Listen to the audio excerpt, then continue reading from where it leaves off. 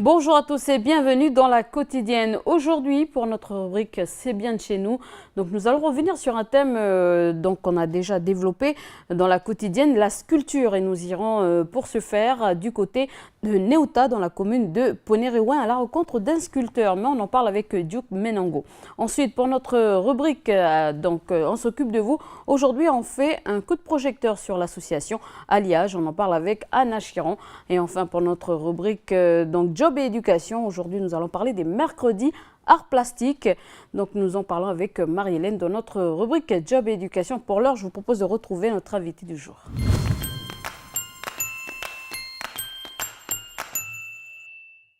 Alors aujourd'hui, je reçois Stéphane Bouviegas, directeur adjoint de l'IEOM. Merci d'avoir accepté cette invitation.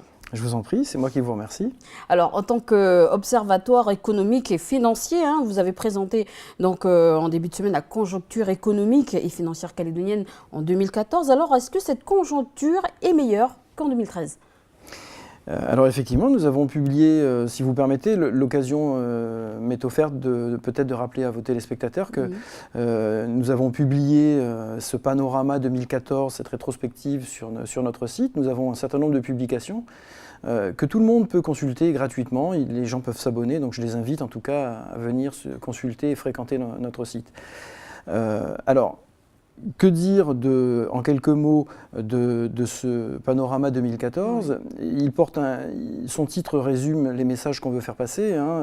On parle d'un retour prudent à la confiance. C'est-à-dire ce qu'il faut retenir, c'est que l'économie calédonienne a été portée pendant un certain nombre d'années par les projets de construction des deux usines qui ont entraîné avec elles fortement, qui ont impacté fortement l'économie.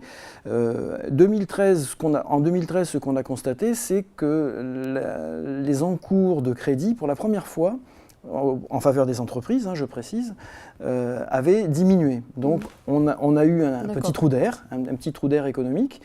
Et en 2013, donc, on s'est posé la question de l'atterrissage de l'économie, de la recherche de nouveaux relais de croissance. Ce qu'on a constaté en 2014, c'est que la situation s'est améliorée, avec un fort effet de zoom sur le deuxième semestre. Donc la situation a été contrastée. Elle a été caractérisée par une première partie de l'année avec un fort attentisme, vraisemblablement en lien avec les événements politiques et les attentes fortes sur les échéances électorales. Et le deuxième semestre 2014 a été relativement dynamique. On s'est aperçu qu'un certain nombre d'indicateurs se redressaient. La consommation des ménages s'est redressée. Alors on n'a pas retrouvé les chiffres si on prend l'exemple des immatriculations de véhicules, on n'a pas retrouvé les chiffres des années antérieures, mais ça a progressé en 2014. Alors quand vous parlez de prudence, ça veut dire quoi ? Ça veut dire qu'on avait pris trop de risques ? Non, l'idée est simplement de dire qu'il y a des indicateurs qui se rétablissent, la consommation, l'investissement, le financement des entreprises. Pour autant, certains chiffres restent faibles, on est sur des faibles progressions, donc il faut rester prudent. On a vu par ailleurs que l'économie pouvait être très sensible à des éléments politiques. On a vu que l'indécision, ce qu'entraînait l'indécision et l'attentisme des acteurs économiques en début 2014. Donc il faut rester prudent. Par ailleurs, on peut rappeler que nous sommes sur une économie en Calédonie qui est fortement marquée par une exportation, un produit, une mono-exportation autour du nickel, qui est une force, mais qui est aussi une faiblesse, parce que l'évolution des cours ou des stocks mondiaux peut nous pénaliser très rapidement. Alors justement, quelles sont les perspectives pour le début de l'année 2015 ? Alors, ce que nous retenons pour 2015, on s'apprête à publier ce qu'on appelle chez nous dans notre jargon l'ICA, l'indicateur du climat des affaires. Alors derrière ce mot un peu compliqué, il n'y a rien de très compliqué. C'est une note que que nous attribuons qui résume un petit peu les positions des différents chefs d'entreprise représentatifs de l'ensemble des secteurs de l'activité. Nous les questionnons sur leur perception, leurs décisions en matière d'investissement, sur la manière dont ils considèrent l'évolution de leur trésorerie. Donc il y a un certain nombre de questions. Ils nous répondent et nous faisons une synthèse. Cet indicateur du climat des affaires n'a pas cessé de s'améliorer en 2014, mais il est toujours inférieur à sa moyenne historique. Donc c'est pour ça aussi qu'on parle de prudence. Ça s'améliore, mais on est toujours beaucoup plus bas que la moyenne que nous avons constatée. 2015, le premier trimestre 2015 semble confirmer que cet indicateur continue à progresser. Mais ce qu'on retient, c'est qu'il y a une grande composante future. C'est-à-dire que les gens anticipent que ça va bien se passer. Il faudra maintenant s'assurer que les anticipations des responsables d'entreprise se traduiront réellement dans les carnets de commandes, dans les investissements, dans les acquisitions. Et je suppose que cela dépendra toujours du choix politique, ça c'est sûr. C'est une composante très forte. C'est une composante très forte. Alors justement, un sujet que vous avez dû évoquer dans votre bilan, le système bancaire fonctionne-t-il correctement en Nouvelle-Calédonie? Est-ce que, on va dire, ça ne coûte pas trop cher? Finalement. Alors, quand on parle des banques, c'est toujours un sujet compliqué parce que les banques ont toujours l'impression qu'on veut les tondre et les clients des banques ont l'impression eux-mêmes de se faire tondre. Donc, c'est un... non, au-delà de la formule, ce qu'il faut retenir sérieusement, c'est que les établissements bancaires de la place en Calédonie ont joué leur rôle, il faut le souligner. Il y a eu, on le relève, il y a eu un accroissement des investissements, un accroissement de la consommation qui a été porté par une augmentation des encours. Donc les banques ont soutenu l'économie en prêtant. Elles ont joué leur rôle. En même temps, ce qu'on peut retenir, c'est qu'elles ont joué leur rôle en maintenant un bon niveau de performance et la qualité de leur portefeuille. Donc elles ont ce qu'on appelle un taux de créance douteuse chez nous qui est très faible. C'est le plus faible de tout l'outre-mer. Donc on a des banques solides qui jouent leur rôle et dont on peut rappeler quand même qu'elles participent elles-mêmes pour peu ou prou 1200 emplois. Donc c'est un secteur lui-même pourvoyeur d'emplois. Donc il est important que ce soit une banque est une entreprise, il est important qu'elle se porte bien. Alors vous parlez justement de l'emploi. Comment on peut décrire le marché de l'emploi au niveau de l'économie calédonienne? Alors, sur l'emploi, la situation est nuancée. Ce qu'on peut, il y a une constante qui ne varie pas trop, c'est que le marché de l'emploi est structurellement déficitaire. Malheureusement, il est déficitaire. Donc il y a aujourd'hui plus de demandeurs d'emploi qu'il n'y a d'offres d'emploi. Ce que notre étude relève, c'est que la situation s'est améliorée en fin d'année. Alors on peut citer quand même un élément qui explique beaucoup les choses, c'est que la loi sur la défiscalisation sur le logement intermédiaire a donné un peu de visibilité et a boosté un petit peu le marché du BTP au second semestre. Et en lien avec cet événement, le marché de l'emploi en fin d'année s'est détendu, c'est-à-dire qu'on a eu un peu moins de demandes. L'écart s'est réduit entre la demande et l'offre. On a eu par ailleurs une diminution du chômage indemnisé, donc la situation s'est un petit peu améliorée. D'accord. Et par ailleurs, on peut préciser, c'est une constituante de l'économie calédonienne qu'il faut relever en termes d'emploi. L'emploi indépendant a progressé fortement. Donc le régime des patentés est un régime qui a eu un certain succès au cours de l'année 2014. Alors justement sur le sujet de la monnaie, il y a eu un débat, vous êtes venu vous-même nous en parler sur ce plateau. Alors quel est le bilan qu'on peut faire aujourd'hui du changement de billets de banque ? Alors le bilan pour nous est très positif. Très positif parce que les Calédoniens ont démontré beaucoup de maturité. Il faut pas cacher qu'on ne savait pas trop comment se déroulerait le changement qui devait se dérouler sur 9 mois. Ce qu'on peut dire aujourd'hui, c'est que on a collecté on va dire en gros 90% des billets de l'ancienne gamme, donc on a fait le travail. Il reste à peu près 10% de la circulation théorique. Qui revient très faiblement. Alors nous avons aujourd'hui, on a eu beaucoup de légendes urbaines autour de... Beaucoup d'amalgames d'ailleurs sur ce sujet-là. Hein. Oui, les gens pensaient que on aurait des échanges très importants, que beaucoup de personnes disposaient de matelas avec des millions qu'ils ne voulaient pas montrer aux banques, qui apparaîtraient chez nous. Ce qu'on peut dire, on n'a pas vu de tel scénario. Ce qu'on peut dire, c'est qu'on a eu bien entendu beaucoup d'échanges à la fin, au mois d'octobre. Là, les choses se sont tassées. Nous avons en moyenne actuellement, les échanges, c'est une quinzaine d'opérations par jour et 20 000 francs. Vous voyez, donc on a des petits pics d'activité comme hier et aujourd'hui. Quand il y a un bateau, on a des croisiéristes qui viennent chez nous. Donc voilà, le bilan est plutôt bon. Le remplacement de la gamme s'est fait de manière quasiment complète pour nous.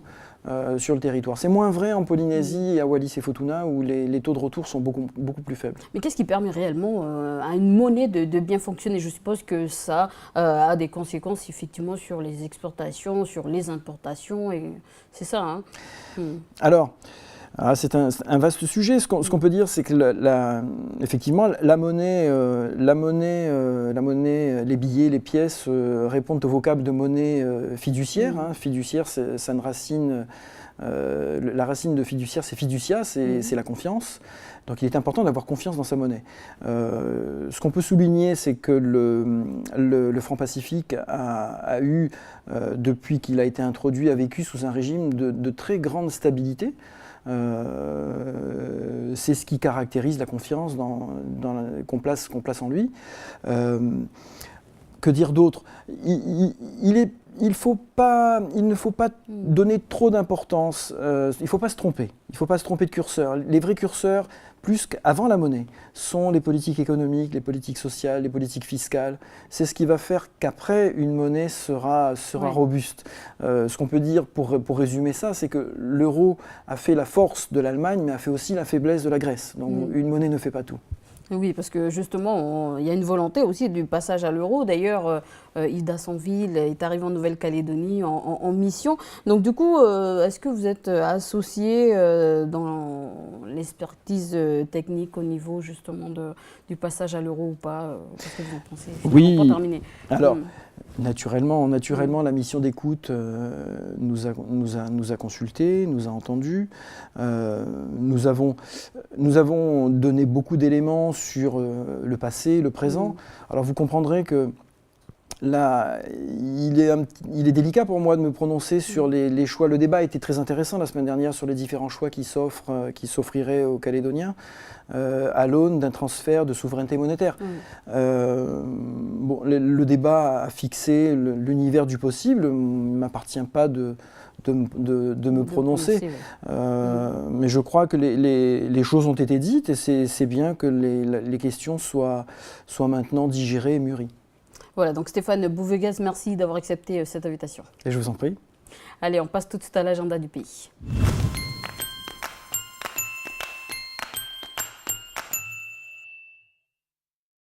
On retrouve Falaï pour nous présenter l'agenda. Bonjour. Salut Elise, bonjour à tous. Alors on commence tout de suite avec un rendez-vous culture à Koné.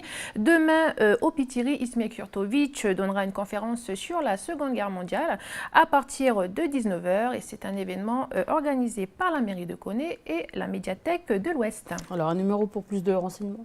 Oui, vous pouvez appeler au 47 30 86 ou le 47 20 65. Alors toujours à Koné pour ceux et celles qui veulent prendre des cours de danse cette fois-ci. Oui, avec l'avenue de la salsa qui propose des cours de danse de point bout à Koné. Donc cours de salsa, rock, bachata, kizomba, west coast swing, danse de salon. Bon, des cours particuliers peuvent être proposés pour rattraper un petit peu le niveau des plus anciens. Par contre, fin mai, les nouveaux arrivants devront suivre des cours pour toujours poursuivre le reste du groupe. Et vous pouvez contacter le 78 36 12 pour plus de renseignements. Voilà, et on continue avec des cours, mais cette fois-ci de karaté, non de musique ou de danse. Voilà, c'est le Sporting Club de Koné qui propose des cours de karaté pour les enfants les mercredis matins, du body karaté pour les femmes et de la self-défense les mercredis après-midi à la salle Omnisport de Koné. Alors les femmes, n'hésitez plus, renseignez-vous auprès de Noam au 79 65 40 ou Isabelle au 76 40 19. Voilà, et du rugby maintenant avec le club Les Crevettes Musclées, Nord Rugby. Oui, alors qui nous vient de Pointe-Boute et qui propose un entraînement découverte le mercredi à 17h au terrain de Pointe-Boute. Les enfants de plus de 6 ans sont les bienvenus, hein, les garçons comme les filles, et suivra l'entraînement des juniors puis des adultes. Alors pour plus de renseignements, il faut appeler le 97 43 61. Voilà, une petite parenthèse pour nos tout petits. Oui, avec un petit peu de lecture, hein, avec Bébé Kili. C'est la médiathèque du Nord qui se déplace pour une lecture d'album auprès des tout petits. Donc demain, mercredi 6 mai, elle vous donne rendez-vous au dispensaire de Poneriwen. Allez, on reste dans le sport avec cette fois-ci la deuxième manche du RS de Yengen. Voilà, qui aura lieu le samedi 9 mai à la tribu de Waré, plus exactement. Alors, au programme de parcours, le grand raid en individuel, le départ est à 7h30, ou le mini raid, toujours en individuel, pardon, et le départ est à 8h. Alors, le nombre est limité à 500 et la date limite des inscriptions et c'est mercredi 6 mai à 17h à l'Office du tourisme de Yengen. Voilà, et on quitte la province Nord direction le Grand Sud et on parle sport. Oui, avec l'Association pour la sauvegarde de la nature néo-calédonienne hein, qui organise une randonnée ce dimanche 10 mai. La marche se déroulera dans la forêt du mois de mai et dans le parc de la Rivière-Bœuf. Alors attention, c'est réservé aux très bons marcheurs parce qu'il faut compter 6 à 7 heures d'excursion aller-retour, hein, c'est pas rien. Donc les inscriptions sont ouvertes jusqu'au vendredi 8 mai, 13h. Voilà, et on continue en musique avec la comédie musicale Coup de fête chez les Polissang. Oui, pour son 20e anniversaire, le groupe vocal Polissang revient sur 19 années chargées d'événements, alors grand ou petit, qu'il a illustré ou mis en scène pour plus de 12 spectacles originaux. Le groupe proposera au public une sélection de musiques les plus appréciées. Alors, le spectacle dure 1h30 à partir de 16 ans. Et c'est au théâtre de Poche. Alors concernant les dates, c'est le 7 et 15 mai à 20h. Les 9, 10, 16 et 17 mai, c'est à 18h. Voilà, et pour celles et ceux qui veulent remplir leur panier de produits produits frais, calédoniens, ne ratez pas le marché Broussard qui aura lieu demain et mercredi 6 mai au parc Fayard. Voilà, c'est la ville de Dimbéa et l'association Marché Broussard, donc qui organise leur fameux Marché Broussard à Dimbéa. Donc 40 producteurs auront à cœur de présenter et de vendre au chaland les produits locaux. Alors vous avez les fruits, les légumes, la viande, la volaille, les produits de la mer, les miels, achats, vanille, plantes, etc. En tout cas, ça a l'air très très bon. Donc on rappelle, ce rendez-vous, c'est demain, mercredi 6 mai, donc de 14h à 18h au Parc Fayard. Et on finit par un avis de coupure de courant, donc émis par Enercal. Voilà, alors pour des raisons d'entretien du réseau haute tension, la commune de Boulou-Paris et plus précisément Wengi rive gauche et droite, Haute-Wengi et Port-Wengi plage sera privée de courant demain mercredi 6 mai de 7h30 à 15h30 en sachant que le courant pourrait être rétabli sans préavis avant l'heure prévue. Voilà, ce sera tout pour moi, Élise. Merci Falaï et puis on te retrouve demain pour l'agenda. Et au plaisir, Élise. Salut à tous. Allez, je vous propose de retrouver Duke Menango pour notre rubrique C'est bien de chez nous.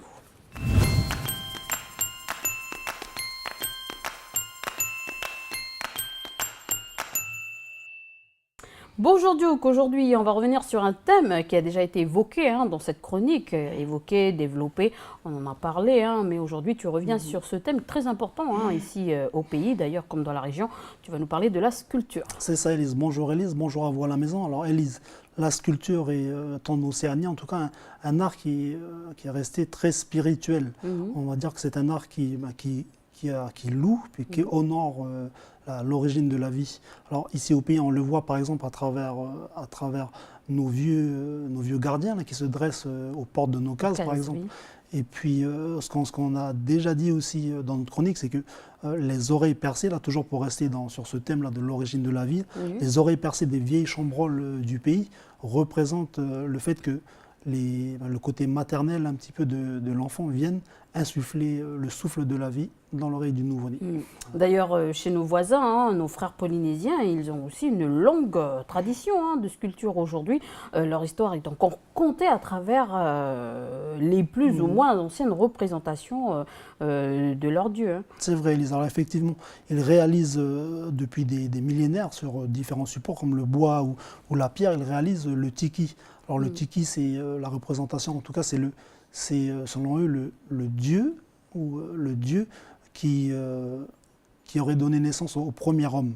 Voilà un petit peu ce que c'est que le tiki. Et puis alors nous, comme ces Polynésiens, en particulier les Polynésiens des îles Marquises, les vrais sculpteurs du pays, ils se laissent investir, on va dire, par ces esprits qui prennent forme à travers le bois ou la pierre, surtout le bois ici au pays, qui vont travailler, quoi. Alors, quasiment tous les sculpteurs du pays, tous les sculpteurs de la zone sont autodidactes. Et puis nombre d'entre elles aussi, parce qu'on a beaucoup de frangines maintenant, beaucoup de mamans qui sculptent. Notamment celle d'Ouvéa, que je tiens à saluer aujourd'hui. Marjorie, c'est vrai qu'on a eu l'occasion de rencontrer. Alors beaucoup de ces sculpteurs-là nous disent que leur habilité, leur don un petit peu, leur serait parvenu à travers un rêve. Et puis je pense notamment à un des plus grands sculpteurs du pays, Dick Bond. Dick Bond qui, pour reprendre l'extrait d'un livre que l'ADCK a publié, alors le livre c'était Les sculpteurs et les peintres kanaks. Dans ce livre-là, il y a un extrait qui fait une petite phrase qui nous disait que Dick Bond sculpte la parole et le mythique de la civilisation kanak. Alors Dick Bond, dans cet écrit-là, il nous dit que les sculptures, en tout cas les siennes, ces sculptures sont simplement des traductions de ses rêves. Et il suffit, Élise, d'aller contempler, de voir une au moins de ces sculptures. Par exemple, l'homme lézard. L'homme lézard, il suffit que tu te dresses devant, tu regardes ce que le vieux Dick Bond a sculpté, et puis tu te rends compte de la force et puis de la portée vraiment spirituelle de cet art qu'est la sculpture ici au pays, Élise. Et aujourd'hui, la sculpture à un autre niveau, elle est vraiment utilisée comme outil pour développer le lien social. C'est vrai d'ailleurs, Élise, on a de plus en plus d'ateliers qui sont proposés, d'ateliers de sculpture, d'ateliers d'initiation à la sculpture, qui sont proposés dans les tribus, qui sont proposés dans les centres culturels du Nord ou du Sud, et même dans nos maisons de quartier aussi. Maintenant, on a de plus en plus de sculpteurs qui se déplacent dans ces maisons de quartier-là pour partager un petit peu leur passion, leur art en tout cas. Effectivement, donc depuis quelques semaines, on peut contempler d'ailleurs à Rivière-Salée, là au milieu du quartier de Rivière-Salée, une dizaine de sculptures réalisées par les jeunes de ce quartier, de Rivière-Salée. C'est vrai, Lise. Alors, toutes ces sculptures-là se sont faites dans le cadre d'un chantier jeune, un petit projet que les jeunes du quartier de Rivière-Salée eux-mêmes ont porté. Et puis, dans la même démarche, on peut citer aussi, on peut dire que sur l'île aux Canards, par exemple, il y a d'autres sculptures, des sculptures que les jeunes du foyer d'accueil, d'urgence et d'orientation, deux d'entre eux en tout cas, ont réussi à exposer, réaliser, exposer sur l'île aux Canards. Et puis voilà, tout ça témoigne du fait que ici au pays, en tout cas, l'artistique, c'est quelque chose de vraiment naturel chez les jeunes du pays. Par contre, une chose à faire attention, c'est qu'il ne faudrait pas perdre l'esprit dans lequel ces arts ancestraux nous ont été transmis, Élise, pour éviter d'avoir à la fin des réalisations, des œuvres qui sont vides de sens et puis qui sont sans contenu, on va dire ça comme ça. C'est vrai, de nos jours, l'art d'Océanie à la cote auprès des collectionneurs justement et de marchands d'art. Et puis comme on le souligne, les sculptures, les peintures ou autres sont de plus en plus réalisées par rapport, on va dire, aux attentes des clients. Donc exposées, réalisées à l'extérieur et puis revendues ici, c'est un peu aberrant. C'est aberrant, c'est le comble, Élise. Alors c'est vrai que Alors par rapport à ces œuvres-là, on retrouve de moins en moins, on trouve sûrement moins cette force un petit peu originelle, cette force spirituelle que nos vieux avaient, qu'on pouvait retrouver dans certaines œuvres en tout cas. Et puis je me suis permis de citer un petit peu un article du Courrier international, le Courrier international qui s'attarde un petit peu sur l'art papou. Alors dans cet article-là, ils nous disent que les Papous de la région d'Irian Jaya. Irian Jaya, c'est une zone où les Papous continuent à se faire massacrer un petit peu par l'armée indonésienne. Et c'est les sculpteurs originaires de cette région-là. Et ben, ils réussissent à vendre leurs sculptures aujourd'hui à des sommes qui peuvent atteindre par exemple 2000 euros facile 2000 euros. Quoi. Le problème, c'est que ces sculpteurs sont tellement maintenant motivés par l'argent qu'ils vont, par exemple, ils vont introduire dans leur art, introduire dans leur sculpture des motifs balinés. Alors ça dénature complètement leur art, mais voilà, ils font tout ce qu'ils peuvent pour répondre un petit peu à l'attente d'une clientèle indonésienne, entre autres. Et c'est complètement différent de la démarche originelle, parce que dans cet article-là, on a un religieux qui exerce en Papouasie, qui nous dit qu'à l'origine, les sculpteurs de cette région-là, lorsqu'ils réalisaient une œuvre, chaque mouvement était accompagné par un chant, ils appelaient ça le chant du cœur. Et puis chaque coup de ciseau était lui aussi accompagné d'une prière. Voilà un petit peu la démarche dans laquelle ils sculptaient à l'origine. C'est vrai que c'est très spirituel. Et puis aujourd'hui, on va dire que c'est vrai aussi qu'il y a une perversion de nos arbres premiers, comme ils ont appelé, et même nos motifs, nos figurines kanak, elles sont reproduites à l'étranger, comme je le disais tout à l'heure, réimportées, donc j'insiste, mais malgré cette pression de plus en plus forte, l'art du pays reste vivant quand même chez nous. C'est vrai, bien sûr, Élise. Alors, ce que tu viens de dire là, ça vérifie en la personne de M. Waya Merempo. M. Waya Merempo, c'est un sculpteur de Poniriouin qu'une de nos collègues a rencontré pour nous et les téléspectateurs d'NCTV. Alors je te propose qu'on regarde ce petit sujet signé Aurélie Chiron.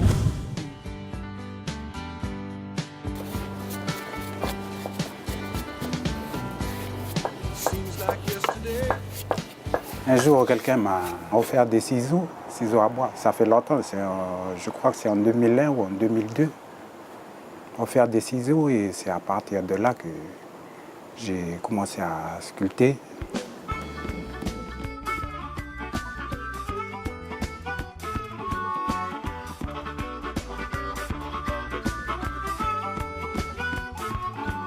Les sortes de bois que j'utilise, il y a celui-là, fougère arborescente. Ensuite du houppe. Le houppe, vous le repérez vite, c'est les jaunes. Ensuite le tamanou. Elle est en rouge. Ensuite, le cocotier. La première étape, il faut nettoyer la pièce. Nettoyer, ensuite enlever tout ce qui est branches et tout ça. Ensuite, dégrossir le bois, c'est suivant ce que vous voulez faire. Ensuite, on fait le dessin après.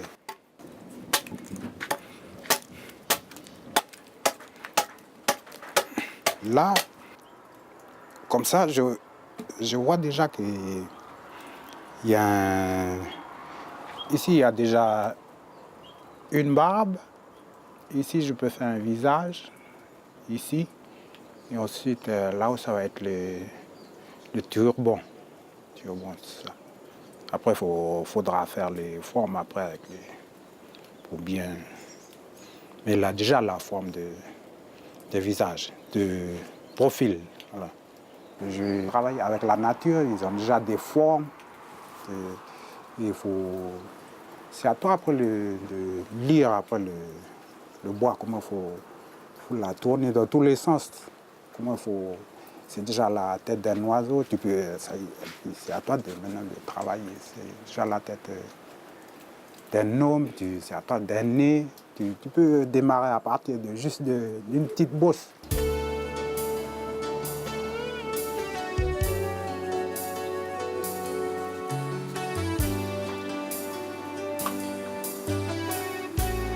Avant, quand je sculptais, toutes mes pièces étaient tous plates. C'est quand tu travailles une sculpture, quand tu fais un dessin, il faut descendre pour que tout le relief du dessin sorte du bois.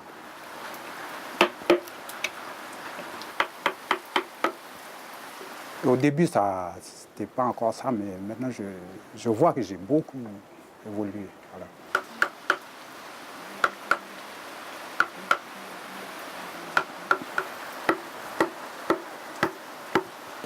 Mes sources d'inspiration, ce sont les contes et légendes, des fois les chansons et les événements comme la fête de l'Igname, quoi. Et voilà, mes inspirations viennent de là, comme celle-là en bas. Celle-là qui est en bas au bord de la route, c'est les guetteurs.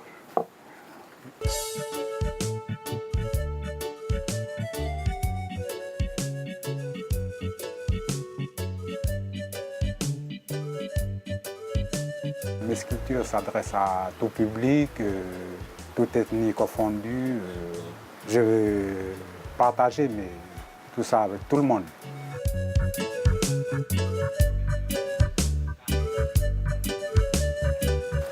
Pour être un bon sculpteur, il faut des années pour atteindre la perfection. Il faut travailler, il faut bosser dur pour en arriver à la perfection. Voilà. Hey, kuja namwe uburang. Ani. Ani. Ani cái chân ông bì, Ai ya namwe. Tingera ngai. Ya ra yombo. chân thì chân bằng gỗ. Mahim. Hey. Voilà, donc je tiens à saluer Waya Morampan, qui est de la tribu de Neuta. Et d'ailleurs, je salue toute la tribu de Neuta. Et c'est tout de même impressionnant de voir que dans un morceau de bois brut, sans forme, donc apparente, nos sculpteurs voient tout de suite leur œuvre finie. C'est vrai, Lise, c'est un peu, on va dire que les sculpteurs, nos artistes ici au pays, ils ont une sorte de sixième sens. Oui. C'est un peu comme nos vieux de Yingen, ils nous disent qu'ils remontent un petit peu la rivière jusqu'à la cascade là, pour écouter le son de la cascade. Ben, eux, ils n'entendent pas, ils ne vont pas entendre le son de l'eau qui claque, quoi. Eux, ils entendent le bruit, le son des bois de Jep, ils entendent la voix des ancêtres qui chantent les ayaï, les ayoï. On va dire que c'est un peu cette façon-là de vivre notre art, un peu. Cette façon-là, je ne sais pas comment exprimer, mais c'est un petit peu ce sixième sens-là qui est présent puis qui est fort dans notre art, que ce soit dans la sculpture, que ce soit dans nos chants ou dans nos danses. Et puis c'est ça qu'il faut préserver surtout. Voilà, en tout cas, il faut justement, comme Duke le dit, c'est notre patrimoine, donc il faut la préserver. Merci Duke, et puis on te retrouve donc jeudi. Merci Élise, et merci encore à vous à la maison de nous avoir suivis. Allez, on retrouve Anna pour notre rubrique « On s'occupe de vous ».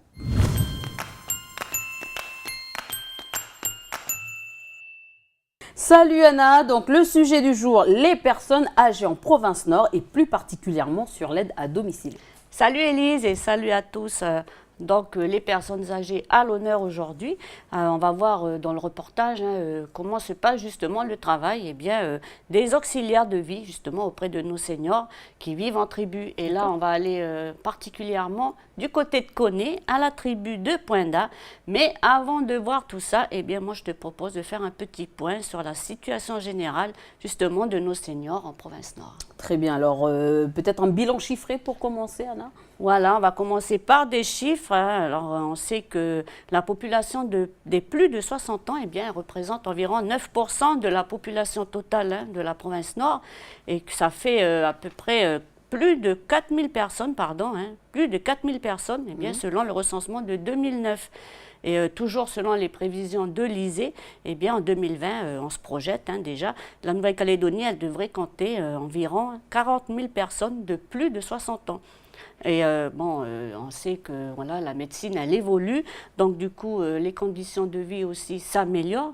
Donc l'espérance de vie des personnes, elle évolue aussi. Donc des personnes eh bien, vivent de plus en plus longtemps. Du coup, ça entraîne aussi eh bien, plus de problèmes, on va dire, puisqu'il y a des pathologies, pathologies de vieillesse qui sont classiques, comme on va dire les problèmes cardiaques, les problèmes de tension. Il y a aussi les pathologies psychiques, et en particulier eh bien, la maladie d'Alzheimer qui touche nos seniors.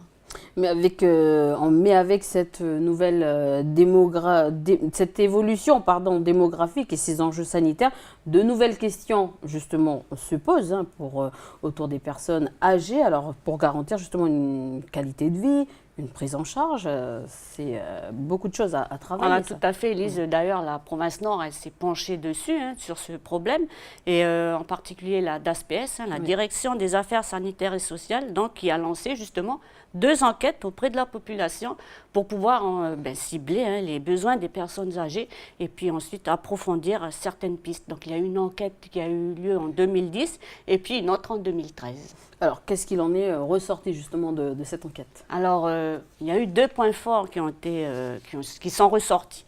Alors, le premier, c'est que les personnes âgées en province Nord, elles souhaitent rester chez elles le plus longtemps possible. Donc, ça, c'est le premier point. Et le deuxième point, c'est qu'il y a un gros problème de transport. Donc, elles veulent pouvoir se déplacer pour aller faire leurs courses, pour aller rencontrer la famille, pour aller à leur rendez-vous, on va dire, chez le médecin, par exemple. Voilà, donc c'est un manque. En fait, le gros problème, c'est le manque de transport. D'accord, donc les problèmes concernant les personnes âgées sont, voilà, on va dire qu'ils sont ciblés. Donc la DASPS ont pris connaissance de ces requêtes. Alors qu'est-ce qu'on en fait finalement de toutes ces choses qu'on a remarquées? Alors, avec tous ces résultats, la DASPS elle a pu élaborer ce qu'on appelle le schéma des personnes âgées et à partir de là, définir des grands axes à développer. Alors, c'est-à-dire un peu plus de détails sur ce sujet? Alors, en gros, il y a 3 axes que la DASPS a développés. On parlait tout à l'heure des personnes âgées, de leur souhait de rester chez elles le plus longtemps possible.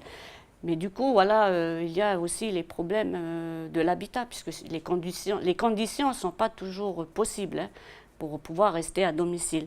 Alors, l'habitat est inadapté. Alors, le premier axe à développer, c'est justement de pouvoir adapter l'habitat aux nouvelles conditions de handicap de la personne. Il y a déjà des dispositifs qui ont été mis en place pour améliorer justement les conditions de l'habitat, puisqu'il y a aussi... il y a eu aussi la mise en place des prestations à domicile. Voilà, on vient au rôle cette fois de l'intervention des auxiliaires de vie qui peuvent donc intervenir chez les personnes âgées pour les aider dans leurs tâches au quotidien. Et puis, par rapport au transport, là, le deuxième axe, alors là, ça passe par un service de navette qui a été mis en place, un service de navette des communes pour pouvoir justement... transporter les personnes âgées de leur domicile vers le dispensaire, par exemple, pour aller à leur rendez-vous. Et puis, donc, il y a eu un système de réquisition qui a été mis en place. Donc, la personne doit présenter son bon, sa réquisition au transporteur. Et à partir de là, il peut l'emmener sur son lieu de rendez-vous. Donc ça a été mis en place depuis l'année dernière. Ça marche très bien et ça va être amené à se développer. Et puis moi, si tu veux, je vais arrêter de parler et puis je te propose, et à vous aussi, de regarder le reportage qui a été tourné du côté de Koné. Et c'est un reportage qui est signé Guillaume Course. Alors si tu veux bien, on regarde.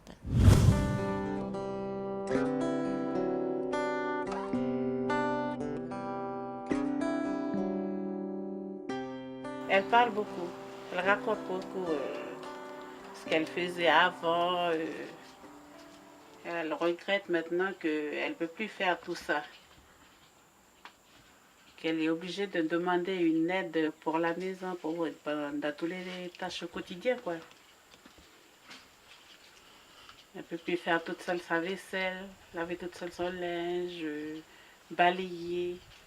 Si elle fait un petit effort, tout de suite, elle est fatiguée, elle veut s'asseoir, elle veut dormir. Je suis auxiliaire de vie sociale. Je m'occupe des personnes âgées sur Koné-Poimbot.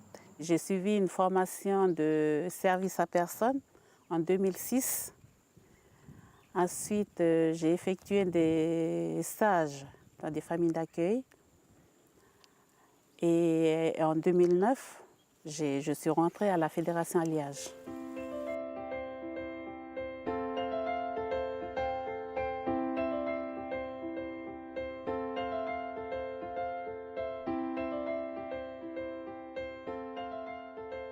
L'association a été créée en 2004 et moi j'ai été élu le 27 mars 2012 et depuis je suis le président. Donc.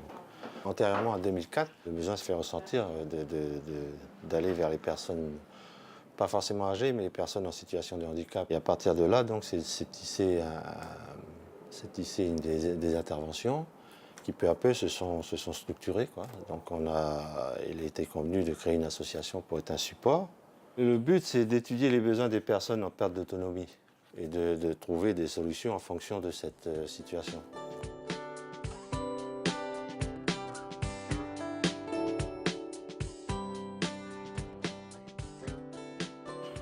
C'est dans la maison, hein, il faut nettoyer partout, il faut bien refaire les lits et puis tout. Il y a toujours quelque chose à faire, quoi. Et heureusement que Marie est là pour donner la main. Oui, bah alors attention, hein. Elle donne bien la main, elle. D'habitude, c'est elle qui étend son linge. Mais comme c'est trop grand pour elle, le drap pour mettre sur le film, ben voilà. Je l'étends à sa place. Merci. Et voilà.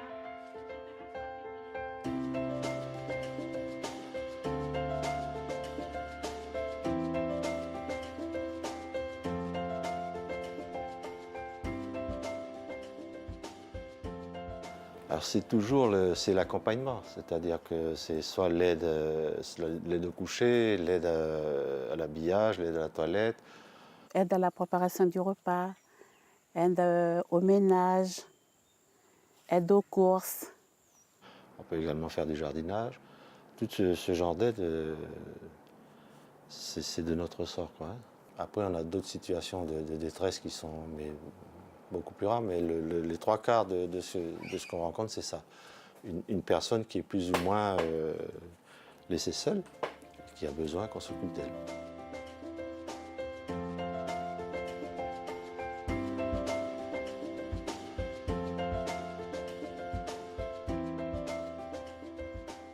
Ce qui me plaît dans ce métier, c'est aller à la rencontre des personnes âgées à domicile. C'est parler avec les personnes.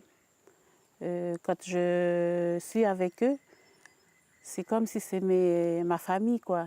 Ils se confient, ce qu'ils ne peuvent pas dire à leur famille, ben, ils se confient à moi quand j'arrive. J'ai l'impression d'être utile auprès de ces personnes-là, que la famille ne rend pas visite souvent.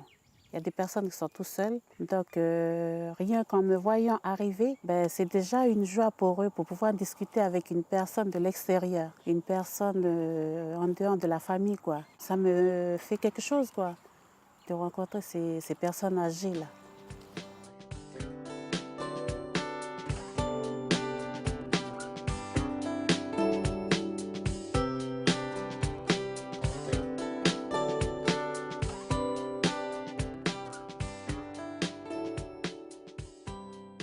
Le contact avec les gens, quand j'arrive, bon, déjà le bonjour le matin, et avec ce petit bonjour-là, ben, ils sont déjà le sourire.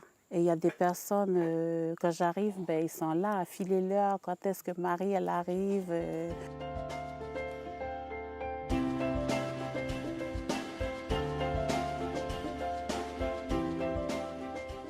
Nous, on a une association qui est composée de 9 membres bénévoles. Je tiens à le souligner. Ils font un travail remarquable. Et on a un petit bureau, on travaille en bureau, c'est-à-dire 3 personnes, et puis on prend les décisions inhérentes, hein, à notre objet. Donc c'est quand même des personnes qui ont un gros cœur d'abord. Je trouve ça vraiment formidable.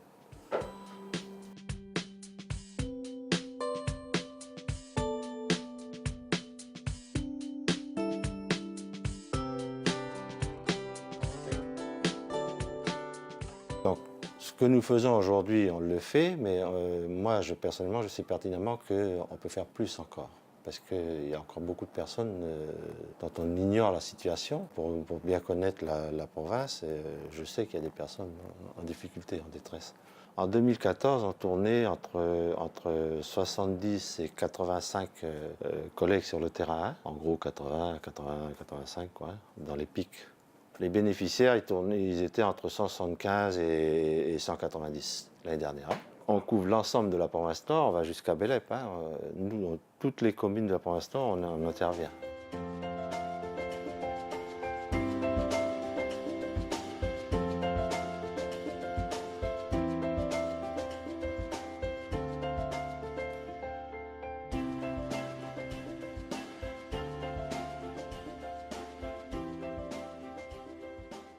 Mémé, t'as tes 2 poulets, ta boîte de pilchard et ta boîte de viande. Merci à vous. Voilà. Merci. Et ces poulets, il faut accrocher. Parce qu'il y a les chats et les chiens. Voilà. Et j'ai terminé chez Mémé Alice.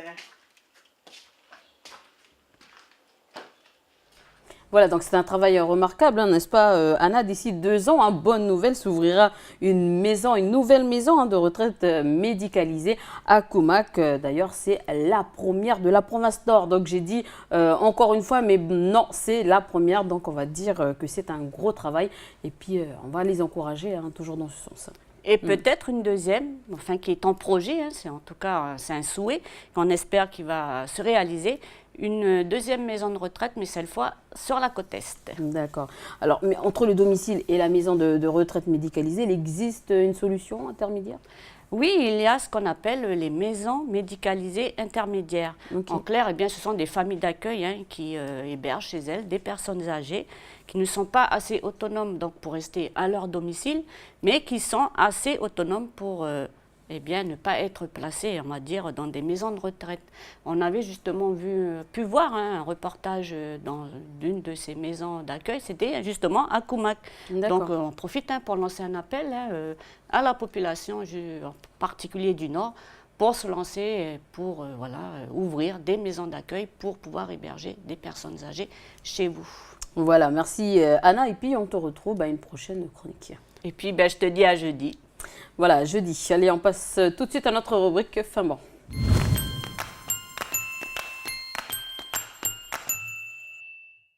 Alors, on l'utilise très rarement en Nouvelle-Calédonie. Aujourd'hui, je vous propose un plat à base de farine donc de sarrasin. Vous l'avez compris, c'est à base de blé noir. Et aujourd'hui, NCTV vous propose cette recette, la galette aux sarrasins, aux crevettes et gourgettes. Voici donc cette recette.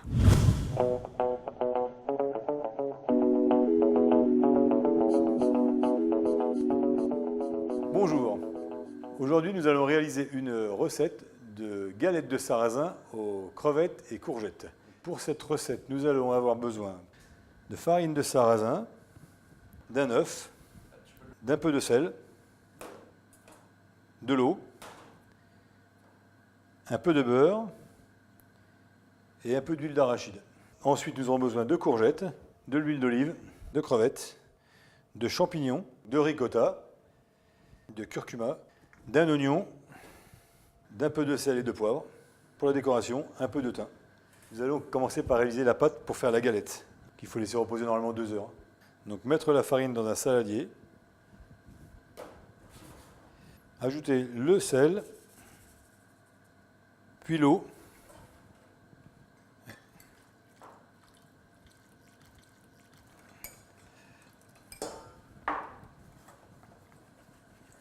puis ajouter l'œuf, remuer.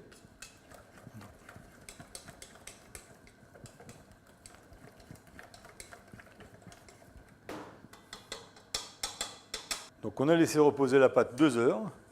Nous sommes maintenant prêts à faire les galettes.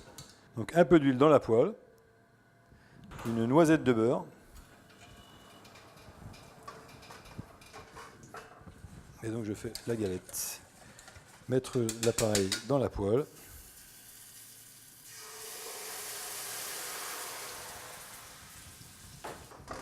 Voilà, laissez cuire environ 2 minutes.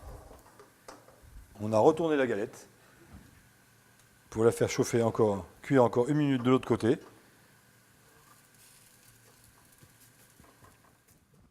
Donc je débarrasse la galette sur ma planche. Ensuite, je vais éplucher mon oignon. Le couper en deux. Le ciseler finement.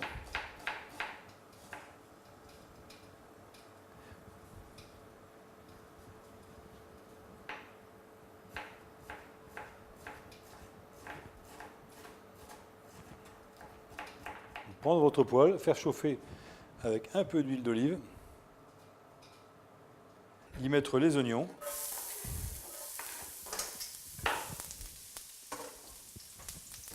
les faire revenir. Dans le même temps, prendre votre courgette, enlever les 2 extrémités, la couper en tronçons, puis en lanières pour faire des petits dés.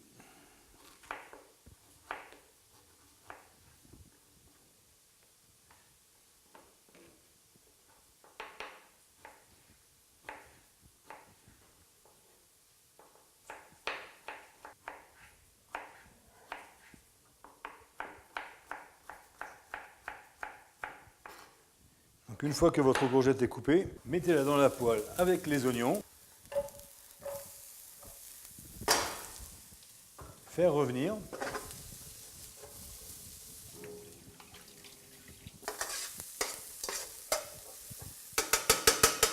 Laissez cuire 2 ou 3 minutes. Pendant ce temps, épluchez vos crevettes.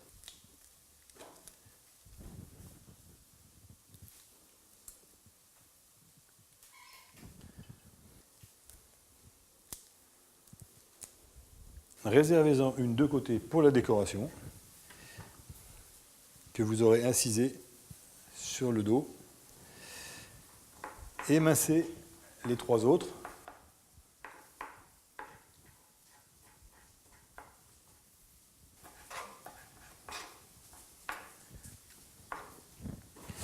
Prenez vos champignons, mettez-les sur votre plan de travail et hachez-les grossièrement.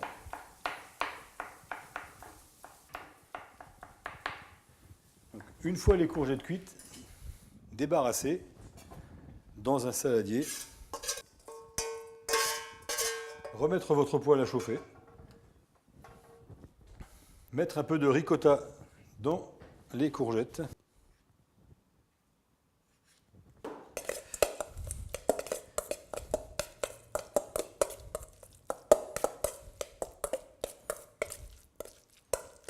Réservez le mélange courgette-ricotta sur le côté.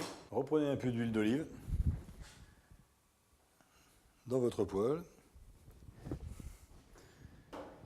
Mettez vos champignons à sauter.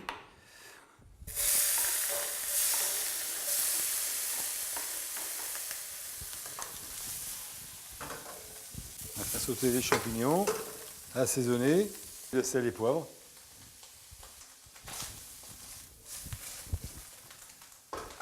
Quand les champignons sont rissolés, on ajoute les crevettes.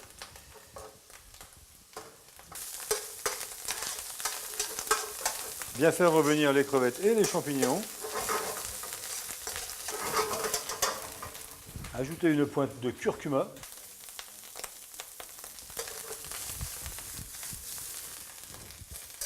Réservez dans un saladier.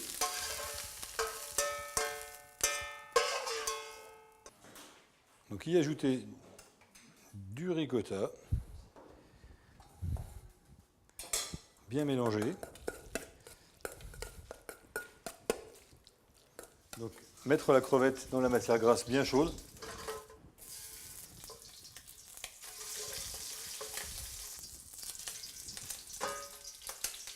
Donc la crevette, une fois cuite, mettre sur votre plan de travail.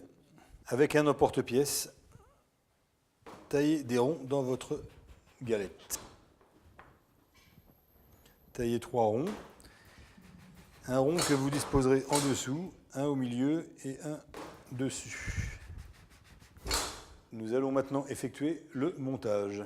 Disposez au centre de votre assiette un rond de galettes de sarrasin. Sur ce rond-là, vous mettrez un peu de mélange courgette et ricotta que vous avez réservé. Voilà, en laissant le rond en place. Prenez un deuxième rond.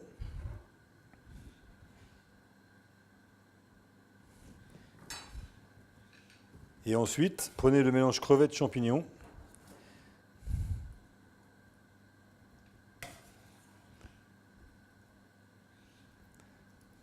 Mettez votre troisième rond sur le dessus. Voilà.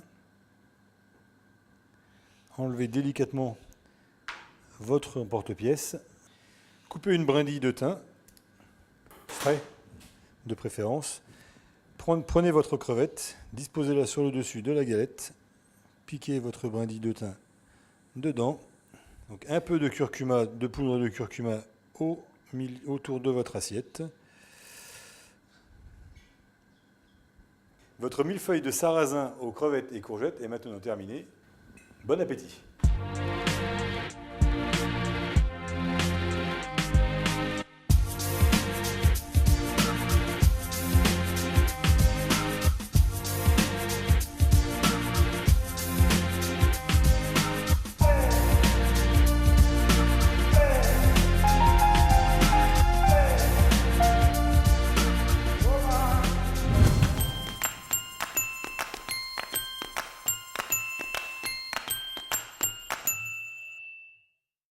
Alors, enseigner les arts plastiques dès le plus jeune âge comporte de nombreux avantages pour le développement de l'enfant. Alors, bonjour Marie-Hélène, dis-nous en plus. Alors bonjour Élise et bonjour à vous chers téléspectateurs. Alors Élise, moi j'ai envie de te dire et de commencer par ces souvenirs d'enfance qui nous habitent tous quand même. Voilà. Tu te souviens de notre première création artistique à l'école? Moi j'ai un souvenir, tu sais, de la main, posée dans le plâtre. On l'a tous fait d'ailleurs. Moi, ce qui m'a marqué quand j'étais en maternelle, c'est la pâte à modeler. J'aimais m'amuser avec, faire des petits bonhommes, des petits ronds. C'était un peu facile à le faire. Bon, après, on ne gardait pas l'œuvre. Il fallait tout défaire pour les camarades ensuite. Mais en tout cas, ça m'a beaucoup marqué, la pâte à modeler. Alors du coup, on a, si tu veux, un petit peu le début d'une histoire quand on commence effectivement à créer quelque chose. Et c'est là où je voulais en venir, c'est que tous ces souvenirs-là qui nous ont marqués, on fait quand même appel à nos émotions et donc on touchait notre sensibilité, Élise. T'es d'accord? C'est pour ça qu'on s'en souvient en fait quelque part. Et donc, si tu veux, les arts plastiques, c'est un peu ça, quoi. C'est-à-dire qu'ils touchent plutôt notre émotion, notre moi intérieur, notre sensibilité, puisqu'effectivement, à travers, si tu veux, cette expression artistique que l'on va pouvoir mettre en œuvre, on va exprimer un petit peu de soi, on va communiquer un petit peu de sa personnalité, Élise, t'es d'accord? Et j'ai envie de rajouter notre imagination également. Alors que signifie Pas de création sans imagination. Alors qu'est-ce que signifie justement les arts plastiques? Alors, si tu veux, les arts plastiques, c'est un terme qu'on utilise pour dire qu'on modèle, si tu veux, des formes, que l'on va également agir sur la matière. Donc, au niveau de la matière, tu parlais de la pâte à modeler, moi je parlais effectivement du plâtre. Voilà, ce sont donc des matières que l'on utilise, mais il y a également d'autres matières, telles que l'argile, la gouache, le papier, le carton. Donc, avec toutes ces matières-là, on fait de la création. Ensuite, si tu veux, il va falloir, une fois qu'on a la matière, il va falloir jouer, si tu veux, avec les lignes, avec les formes. Tu sais, ton petit bonhomme en pâte à modeler, c'est exactement ça. Et puis, il va falloir aussi jouer avec les couleurs, Élise. Oui, il fallait leur donner vie. Donc, en milieu scolaire, justement, l'enfant peut réaliser une multitude de choses. Alors, lorsqu'on parle de ce que l'enfant apprend à l'école, on parle rarement des matières artistiques. C'est vrai. On a même tendance à les considérer, si tu veux, un peu comme des matières secondaires qui n'apportent pas grand-chose. Une activité en plus, c'est ça. Oui, Bon, et puis comme finalement un enseignement de peu d'importance, de peu de valeur, alors que justement, elles apportent énormément à l'individu. Je vais te citer quelques exemples, Élise.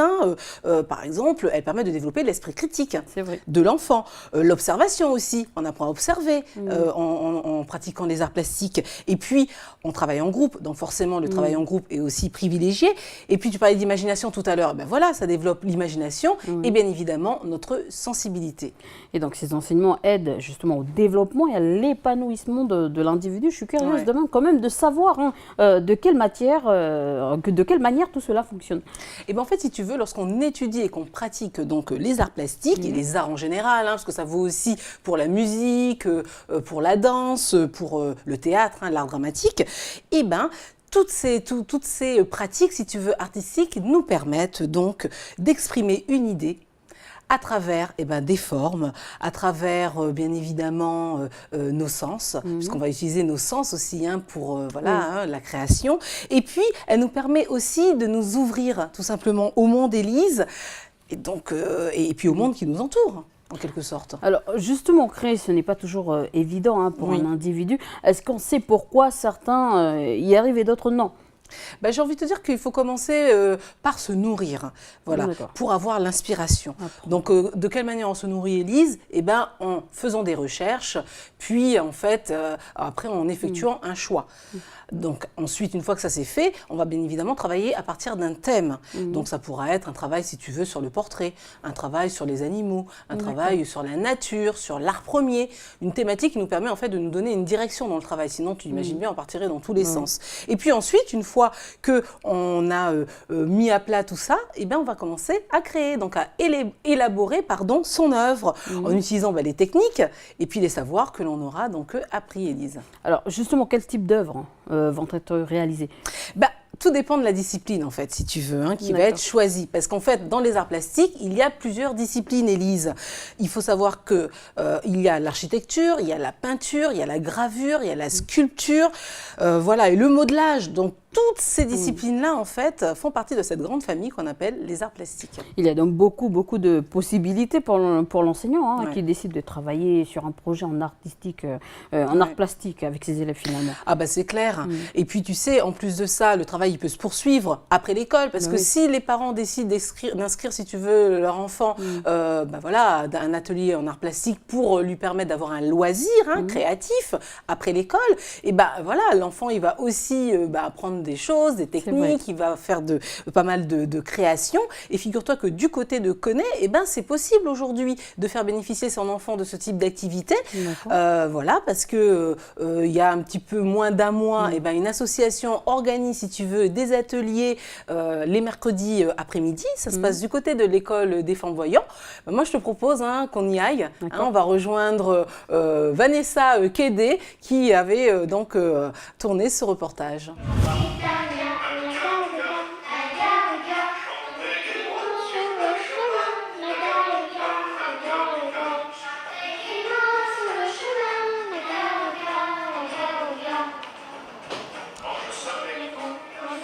D'abord, on a 2 groupes d'enfants. On les prend de 4 à 6, c'est un groupe chez les petits.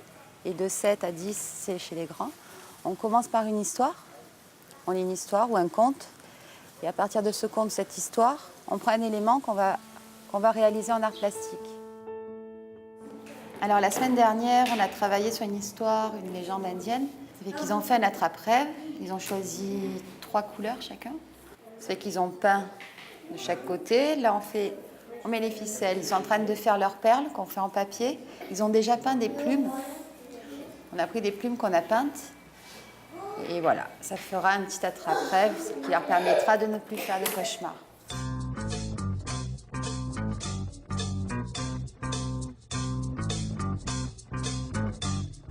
On est en train de faire des perles.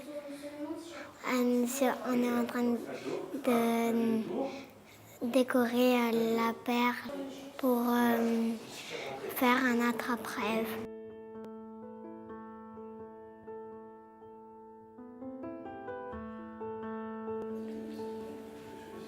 Je supervise tout et en même temps j'interviens. Ça fait que là par exemple j'ai un groupe d'enfants, là je prends les petits. Ça fait que je suis intervenante et en même temps je coordonne Je coordonne les ateliers, les intervenants.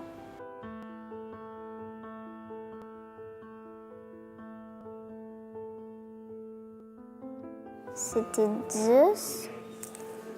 Il avait donné une boîte à Pandore qu'il avait créée avec tous les autres dieux. Et au moment, elle a craqué, elle a ouvert la boîte et puis il y avait tous les malheurs qui étaient partis. Et puis avant que l'espoir y sorte, elle a refermé la boîte. Et ils n'avaient pas d'espoir du coup, les hommes. Donc l'atelier aujourd'hui, on en est à la deuxième session de la boîte de Pandore. Donc les enfants, au fur et à mesure, ont créé leur boîte, ont travaillé sur le thème de la boîte. Et maintenant, une fois qu'ils ont fait le cadre du thème, ils commencent à travailler sur le spécifique, donc l'aspect technique, qui est le quilling. Donc ils sont en train de former le décor de leur boîte. Donc le quilling, c'est un atelier à base de petits pliages avec des bandelettes de feuilles de toutes les couleurs. Et donc ils choisissent leur thème et ils créent à leur convenance, ils créent le thème de leur boîte. Donc en ce moment-là, ils sont en train de travailler sur le thème qu'ils ont choisi. Donc là, entre autres, ils créent un petit hibou avec une petite branche. Allez, identifiez bien. Celui-là, c'est quoi? Une feuille. Feuille. Ok, celui-ci à côté. Une feuille. Ok, celui-ci à côté. Feuille. Et oh, c'est que des feuilles? Non, une lame. Ok, et ici? Bobine serrée. Bobine serrée. Ok, allez, vous commencez par quoi? Bobine serrée? Ouais. Je suis intervenant dans les ateliers artefacts tous les mercredis après-midi. Je m'occupe du groupe des 6 ans, 10 ans, donc ils ont un certain âge et qui peuvent avoir accès à des activités un peu plus ludiques et un peu plus minutieuses. Donc tous les enfants de 6 à 10 ans sont les bienvenus et viennent travailler et viennent s'amuser avec moi. Alors on a pris une boîte, on l'a peint en blanc, après on l'a peinte, après on commence à faire du quilling. Thaïs, dis-moi, raconte l'histoire. Alors là c'est des cœurs Oui. qui sont roses, Rose. une fleur que je vais dessiner Ok. et des petits cantons avec Ok. des petits cœurs, un soleil, une fleur, des cœurs, un papillon. D'accord. Et un hibou sur une liane. Ok. Alors on commence par le hibou. Oui.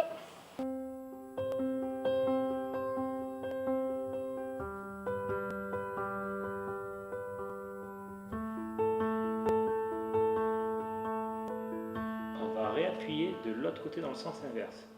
On va tordre comme ça, dans le sens inverse. D'accord? Et on aura la feuille. Vas-y, lâche. On travaille avec différentes techniques. On va faire de la peinture, on va faire de la mosaïque, on va faire de l'argile, on va faire du collage. On travaille le plus de matériaux possible.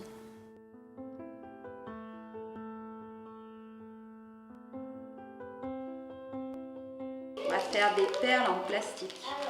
C'est un plastique qui durcit à l'air. On n'a pas besoin de le mettre dans le four.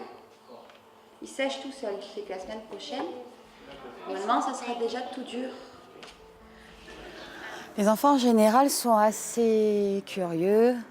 Ils sont là, ils ne connaissent pas, ils sont très motivés. C'est toujours de l'éveil, ça fait qu'ils sont toujours dans la découverte. Après, ce que je peux faire, regardez. Hop. Comment on fait rien? Avec tes doigts, comme ça. Et après, je peux mettre 2 couches. Une couche, regarde, une couche rouge. Je vais prendre du jaune. Regardez. Je mets du jaune, d'accord? Hop. Là.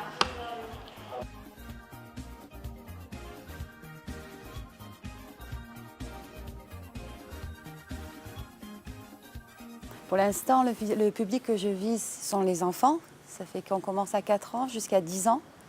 Et par la suite, on ouvrira des ateliers pour les adultes.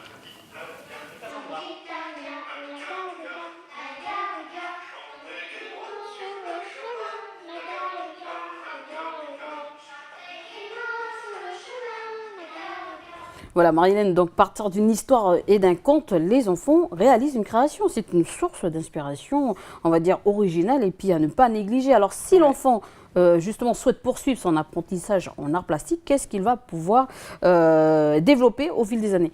En fait, Élise, il va pouvoir effectivement développer son sens artistique, il va également élargir ses horizons culturels, mettre en valeur son intuition, son imagination, stimuler son imagination, c'est toujours intéressant. Et puis, il va également mieux comprendre et interpréter en fait le réel. Alors, justement, est-ce que ce type d'activité peut emmener le jeune à s'intéresser à la vie culturelle lorsqu'il sera devenu un adulte? Eh bien oui, si la formation en tout cas en art plastique se poursuit, oui Élise, c'est quelque chose qui pourra exister. Le jeune, il aura forcément fréquenté, si tu veux, des espaces culturels, il aura découvert d'autres formes d'expression artistique, réalisées par des hommes, des femmes d'hier, d'aujourd'hui, d'ici ou d'ailleurs. Et donc du coup, il va affiner, si tu veux, sa perception du monde, qui est donc en quelque sorte censée se renouveler et enrichir à travers ces créations-là. Et puis, l'air de rien, il va donc se construire son identité culturelle et également, il va se préparer, si tu veux, à devenir un bon citoyen. Et il aura peut-être l'occasion de rencontrer des artistes. Parfois, ils sont présents justement dans les salles d'exposition. Il pourra discuter également, qui discutent parfois avec les visiteurs. C'est très bien, ça. Exactement, Élise. Et puis, ce que je voulais également te préciser, c'est le cadre en fait dans lequel, si tu veux, l'association propose ses activités. Il faut savoir qu'elle est donc accompagnée en fait financièrement par la province Nord. Elle reçoit donc pour cela une subvention. Donc, c'est ce qui lui permet de proposer 2 tarifs, Élise, un pour les enfants boursiers et un autre pour les enfants non boursiers.